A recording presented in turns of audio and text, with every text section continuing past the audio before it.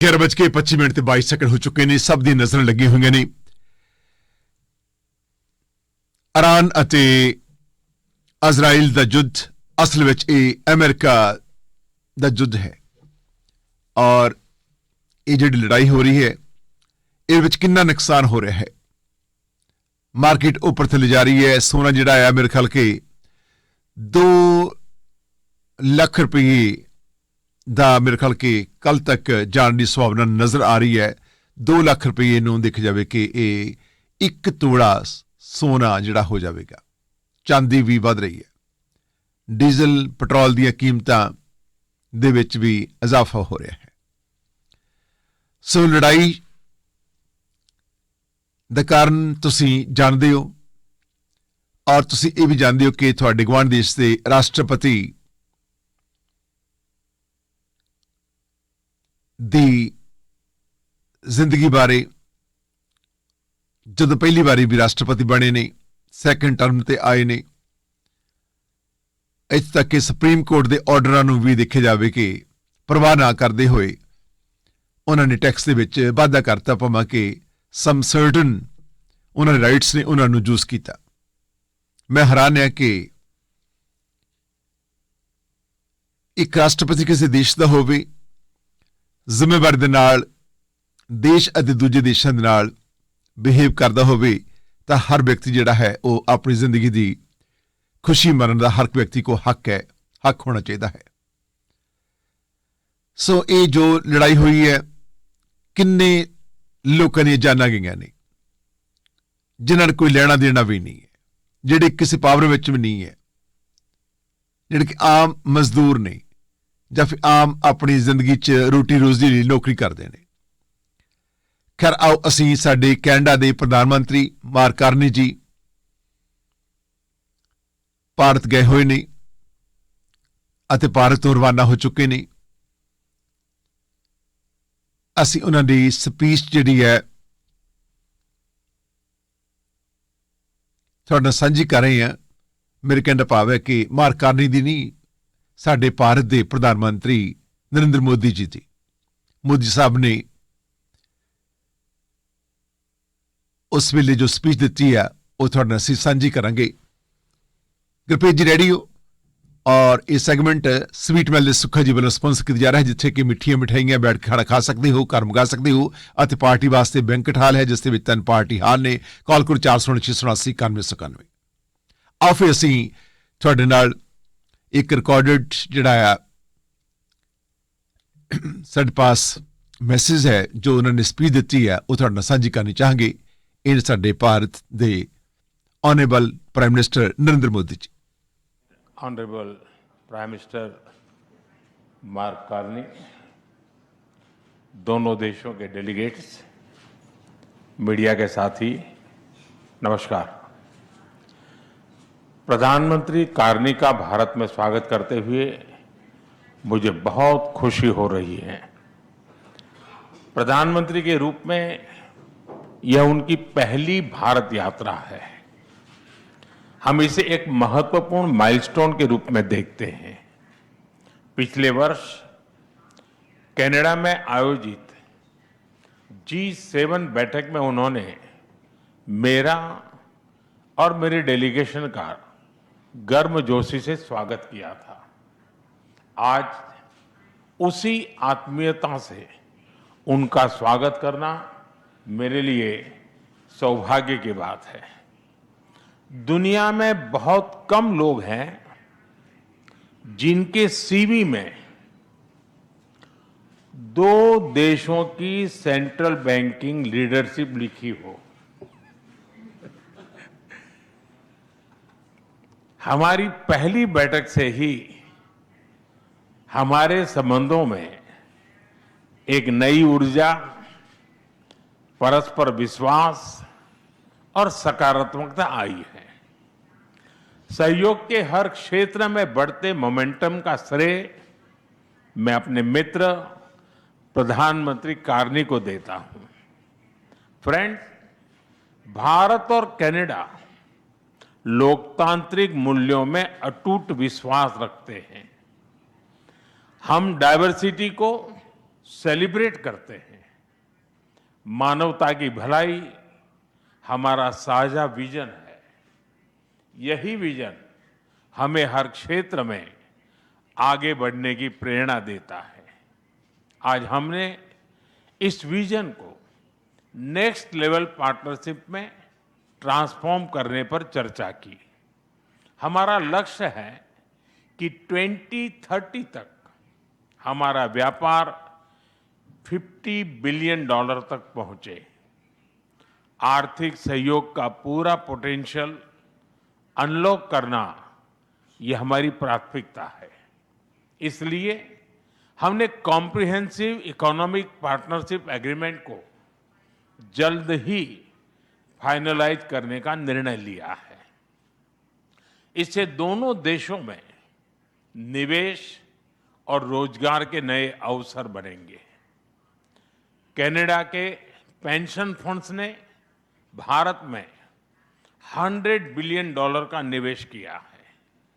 यह भारत की growth story में उनके गहरे विश्वास का प्रतीक है। आज हमें दोनों देशों के बिजनेस लीडर से भी मिलेंगे। उनके सुझाव हमारी आर्थिक साझेदारी का रोड मैप तय करेंगे। फ्रेंड्स, टेक्नोलॉजी और इनोवेशन में हम नेचुरल पार्टनर हैं। With Canada and India innovation partnership we will turn ideas into global solutions. पिछले महीने भारत में हुई एआई इम्पैक्ट समिट की सफलता में कनाडा के बहुमूल्य योगदान के लिए मैं प्रधानमंत्री कार्नी का आभार व्यक्त करता हूं। हम एआई के साथ साथ क्वांटम, सुपर कंप्यूटिंग और सेमीकंडक्टर्स में सहयोग बढ़ाएंगे। क्रिटिकल मिनरल्स पर आज हुआ एमओयू रिजिलियंट सप्लाई चेन्स को मजबूती देगा। स्पेस सेक्टर में हम दोनों देशों के स्टार्टअप्स और इंडस्ट्रीज को जोड़ेंगे। फ्रेंड्स, प्रधानमंत्री कार्नी के लिए एनवायरनमेंट कोई अलग एजेंडा नहीं, बल्कि इकोनॉमिक स्टेबिलिटी का हिस्सा रहा है। ऊर्जा के क्षेत्र में हम नेक्स्ट जनरेशन पार्टनरशिप बना रहे हैं, जिसमें हाइड्रोकार्बन के साथ साथ रिन्यूएबल एनर्जी, ग्रीन हाइड्रोजन और एनर्जी स्टोरेज पर विशेष बल दिया जाएगा। हमें खुशी है कि कनाडा ने इंटरनेशनल सोलर अलायंस और ग्लोबल बायोफ्यूल अलायंस से जुड़ने का निर्णय लिया है। हमारे साझा प्रयासों को आगे बढ़ाने के लिए हम इस वर्ष India Canada renewable energy and storage summit आयोजित करेंगे। सिविल न्यूक्लियर एनर्जी में हमने लॉन्ग टर्म यूरेनियम सप्लाई की लैंडमार्क डील की है। हम स्मॉल मॉड्यूलर रिएक्टर्स और एडवांस रिएक्टर्स पर भी मिलकर काम करेंगे। कृषि में वैल्यू एडिशन, एग्री टेक्नोलॉजी और खाद्य सुरक्षा हमारी साझा प्राथमिकताएं हैं। इस दिशा में भारत में India Canada pulse protein centre of excellence स्थापित किया जाएगा। फ्रेंड्स, रक्षा और सुरक्षा के क्षेत्र में बढ़ता सहयोग हमारे गहरे आपसी विश्वास और संबंधों की मैच्योरिटी का प्रतीक है। हम defence industries, maritime domain awareness और मिलिट्री एक्सचेंजेज बढ़ाने पर काम करेंगे। इसी उद्देश्य से आज हमने इंडिया कनाडा डिफेंस डायलॉग की स्थापना करने का निर्णय लिया है। Friends, people to people ties हमारे संबंधों की असली ताकत है। आज हमने इन्हें और मजबूत करने के लिए कई महत्वपूर्ण निर्णय लिए हैं। एआई, हेल्थ केयर, एग्रीकल्चर और इनोवेशन में आज कई यूनिवर्सिटीज के बीच नई पार्टनरशिप्स की घोषणा हो रही है। हम कनाडा की यूनिवर्सिटी द्वारा भारत में कैंपस खोलने पर भी सहमत हुए। इंडिजिनस और ट्राइबल कम्युनिटीज हमारी साझा सांस्कृतिक विरासत का महत्वपूर्ण हिस्सा है। सांस्कृतिक आदान प्रदान बढ़ाने के लिए दोनों पक्षों के बीच आज एमओयू किया गया है। फ्रेंड, भारत के लिए कनाडा इंडो पैसिफिक में महत्वपूर्ण साझेदार है। इंडियन ओशन रिम एसोसिएशन में डायलॉग पार्टनर बनने में उनकी रुचि का हम स्वागत करते हैं। इससे हमारे मैरीटाइम सहयोग को नई गहराई मिलेगी। हम सहमत हैं कि टेररिज्म, एक्सट्रीमिज्म और रेडिकलाइजेशन दोनों देशों के लिए ही नहीं, पूरी मानवता के लिए साझा और गंभीर चुनौतियां हैं। इनके विरुद्ध हमारा करीबी सहयोग वैश्विक शांति और स्थिरता के लिए अत्यंत महत्वपूर्ण है। विश्व में चल रहे अनेक तनावों को लेकर भारत की सोच स्पष्ट ही है। हमने सदैव शांति और स्थिरता बनाए रखने का आह्वान किया है, और जब दो लोकतंत्र साथ खड़े होते हैं तो शांति की आवाज और भी सशक्त हो जाती है। पश्चिम एशिया की वर्तमान स्थिति हमारे लिए गहरी चिंता का विषय है। भारत डायलॉग और डिप्लोमेसी के माध्यम से सभी विवादों का समाधान का समर्थन करता है। इस क्षेत्र में मौजूद सभी भारतीय नागरिकों की सुरक्षा के लिए हम सभी देशों के साथ मिलकर काम करते रहेंगे। एक्सेलेंसी, आपकी यात्रा से हमारे सहयोग के हर क्षेत्र को एक नई ताकत मिली है। भारत के प्रति आपकी गहरी प्रतिबद्धता और दूरदर्शिता के लिए मैं एक बार फिर आपका हार्दिक अभिनंदन करता हूं। बहुत बहुत धन्यवाद। इसी ਸਾਡੇ ਭਾਰਤ ਦੇ ਪ੍ਰਧਾਨ ਮੰਤਰੀ ਜਿਨ੍ਹਾਂ ਨੇ ਇੱਕ ਸਪੀਚ ਦਿੱਤੀ ਉਸ ਸਮੇਂ ਜਦੋਂ ਪ੍ਰੈਸ ਕਾਨਫਰੰਸ ਕਰ ਰਹੀ ਸੀ ਤੇ ਗਏ ਹੋਏ ਮਿਨਿਸਟਰ ਸਾਹਿਬਾਨ ਅਤੇ ਕੈਨੇਡਾ ਦੇ ਪ੍ਰਾਈਮ ਮਿਨਿਸਟਰ ਅਤੇ ਆਪਸ ਵਿੱਚ ਹੀ ਕੀਤੇ ਸਮਝੌਤਿਆਂ ਬਾਰੇ ਪੂਰੀ ਵਿਸਤਾਰ ਸਹਿਤ ਤੁਸੀਂ ਇਹ ਜਾਣਕਾਰੀ ਹਾਸਲ ਕਰ ਚੁੱਕੇ ਹੋ ਕਿ ਆਉਣ ਵਾਲਾ ਸਮਾਂ ਦੋਨਾਂ ਦੇਸ਼ਾਂ ਦੇ ਵਪਾਰਕ ਪੱਖੋਂ ਬਹੁਤ ਹੀ ਅਤੇ ਰਿਲੇਸ਼ਨ ਪੱਖੋਂ ਇਹ ਸਾਬਤ ਹੁੰਦਾ ਹੈ ਕਿ ਵਪਾਰ ਜਿਹੜਾ ਆ ਉਹਦੇ ਵਿੱਚ ਵਾਧਾ ਹੋਊਗਾ ਅਤੇ ਆਪਸ ਵਿੱਚ ਹੀ ਰਿਲੇਸ਼ਨ ਜਿਹੜੇ ਆ ਉਹ ਕਾਫੀ ਸਟਰੋਂਗ ਹੋਣਗੇ, ਜੋ ਕਿ ਅਸੀਂ ਕਾਫੀ ਲੰਬੇ ਸਮੇਂ ਤੋਂ ਇਹਨਾਂ ਪਲਾਂ ਦੀ ਉਡੀਕ ਕਰ ਰਹੇ ਸੀ।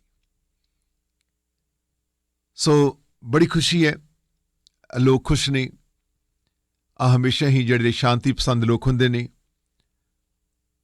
ਹੁਣ ਸਾਡਾ ਦੇਸ਼ ਇੰਡੀਆ, ਸਾਡਾ ਦੇਸ਼ ਕੈਨੇਡਾ, ਇਹਨਾਂ ਦੇ ਆਪਸ ਵਿੱਚ ਹੀ ਜਿਹੜੇ ਜੋ ਵੀ ਮਤਭੇਦ ਸੀ ਉਹ ਖਤਮ ਹੋਏ ਅਤੇ ਆਉਣ ਵਾਲਾ ਸਮਾਂ ਖੁਸ਼ੀਆਂ ਵਾਲਾ ਅਤੇ ਏਕਤਾ ਵਾਲਾ ਅਤੇ ਵਪਾਰਿਕ ਦੇ ਤੌਰ ਤੇ ਨਜ਼ਰ ਮਾਰ ਗਈ ਤਾਂ ਕਿੰਨੇ ਗੁਣਾ ਜ਼ਿਆਦਾ ਅੱਗੇ ਨਾਲੋਂ ਤੁਹਾਡੇ ਸਾਹਮਣੇ ਭਾਰਤ ਦੇ ਪ੍ਰਧਾਨ ਮੰਤਰੀ ਦੱਸ ਚੁੱਕੇ ਨੇ ਕਿ ਵਧਿਆ